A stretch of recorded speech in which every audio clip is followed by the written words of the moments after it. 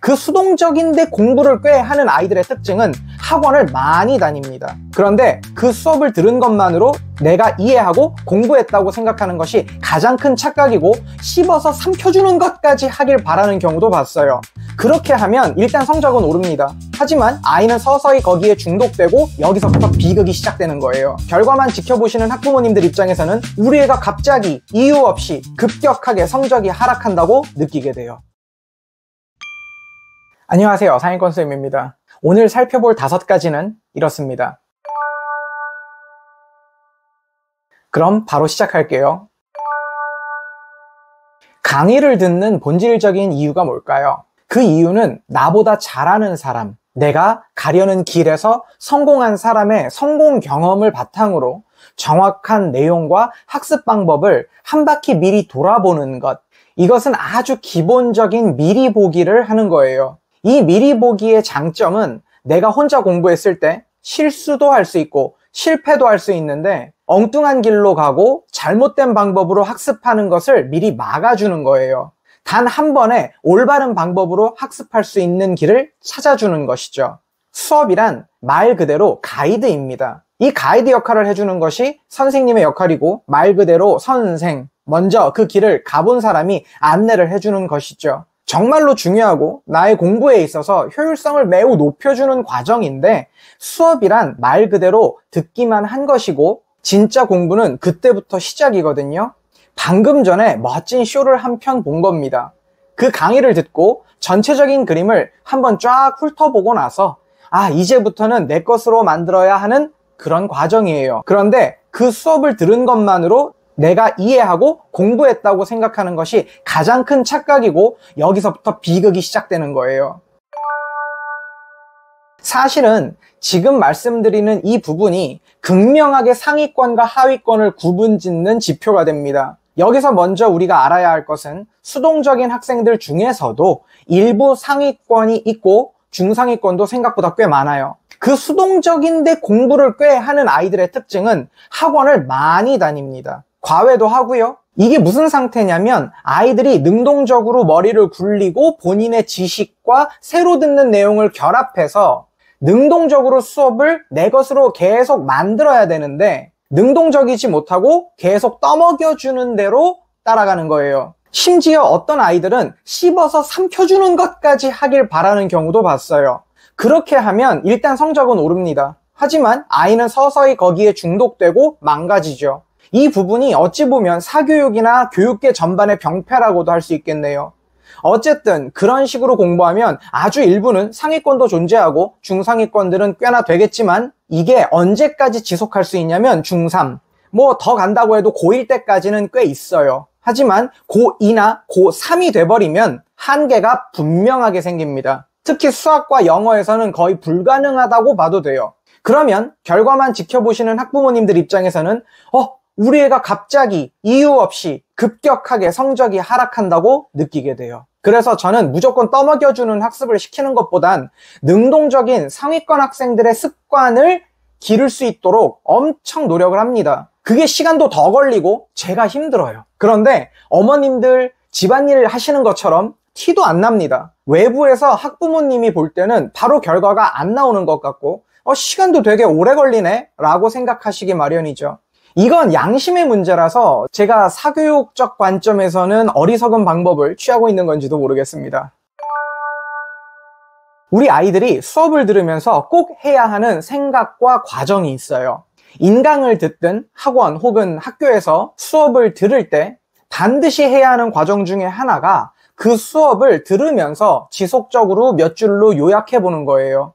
그것을 여러 번 확인하면서 이해와 암기를 해줘야 되는 거죠. 예를 들어서 오늘 투부정사를 배웠다라고 하면 선생님이 먼저 준동사가 있어. 근데 준동사는 투부정사와 동명사와 분사로 나눠지고 오늘은 투부정사에 대해서 시작할 거야 라고 어느 정도 진도를 뺄 겁니다. 그러면 반드시 상위 개념에 속하는 그 준동사라는 단어, 그 개념, 그리고 그 하위 개념인 투부정사, 동명사, 분사가 있어야 하고 오늘 배운 내용의 유닛 단위로 투부정사 하위 내용의 명사적 용법, 형용사적 용법, 부사적 용법 정도까지는 아마 나갈 거예요.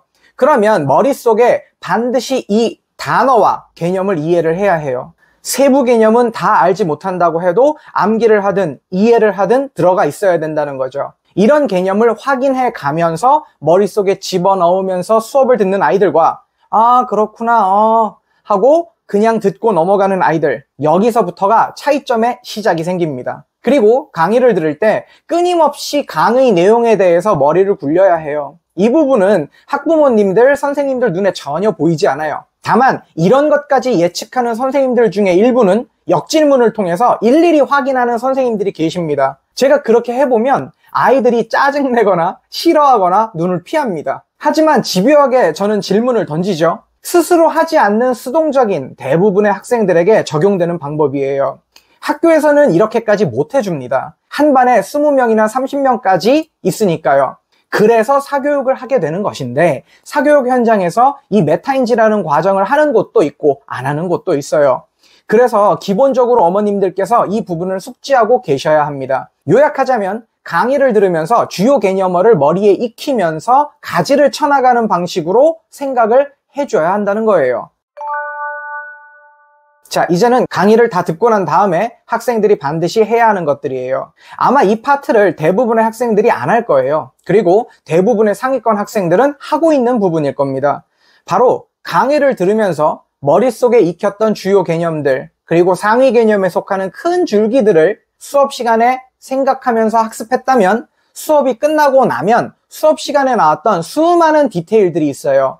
수업 시간에 내가 다 소화하지 못했던 세부 내용들을 수업을 들으면서 머리에 넣었던 그 가지와 줄기에 노트 같은 곳에 직접 정리하면서 각 개념의 정의라든지 뻗어나가는 상세한 사항들을 깔끔하게 정리를 해보는 것이죠. 그렇게 해서 소화를 해야 하는 겁니다. 안 그러면 체하게 되죠. 그리고 그것을 다시 한번 보고 나중에 볼 수 있도록 편리하게 반복할 수 있는 나만의 자료 노트를 만드는 거예요. 그래서 망각곡선이 넘어가기 전에 기억의 자극을 반복해 주는 겁니다. 보통 하루가 지나기 전에 복습하고 며칠이 지난 후에 다시 한번 보게 되면 학습의 효율은 몇 배로 올라갈 수밖에 없어요. 그래서 반드시 체크해야 하는 과정이 인풋 과정이 있고 프로세싱 과정이 있고 아웃풋 과정이 있어요. 이 세 개 중에 한 개만 놓쳐도 공부를 잘 할 수가 없어요. 즉 수업을 들으면서 인풋할 수 있는 효율적이고 최적의 길을 한번 가본 겁니다.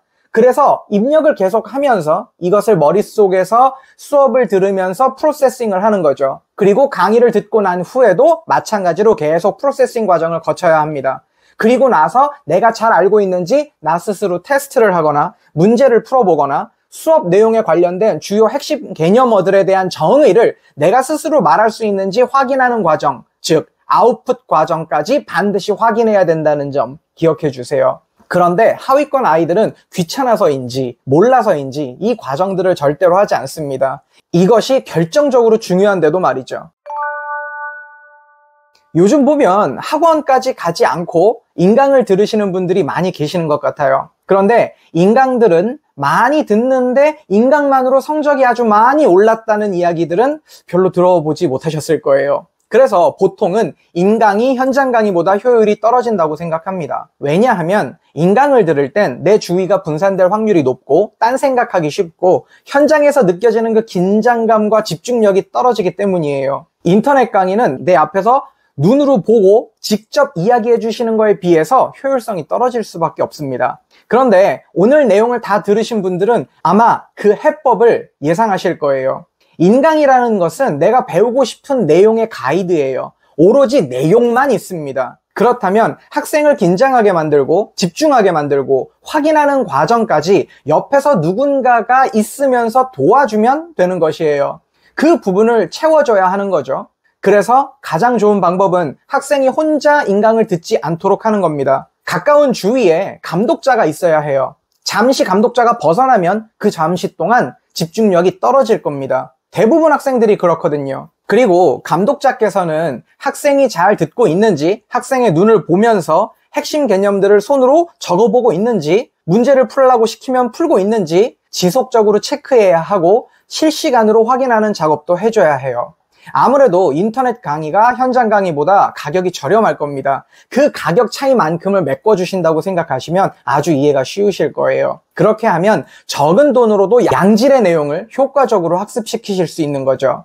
공부는 내가 하는 겁니다. 선생님과 수업은 학생의 효율성을 올려주고 바르게 가는지 체크하는 장치일 뿐이에요. 우리 구독자님들, 오늘 아이가 수업을 듣고 오면 딱 한 과목만 오늘 무엇을 배웠는지 물어보시고 배운 내용의 가장 중요한 핵심 개념을 이야기할 수 있는지 한번 확인해 보세요. 그러면 잘 공부하고 있는지 아까 말했던 티도 안 나는 그 부분을 확인해 보실 수 있을 거예요. 오늘은 여기까지입니다. 전국의 아이들을 키우시는 많은 학부모님들을 응원합니다.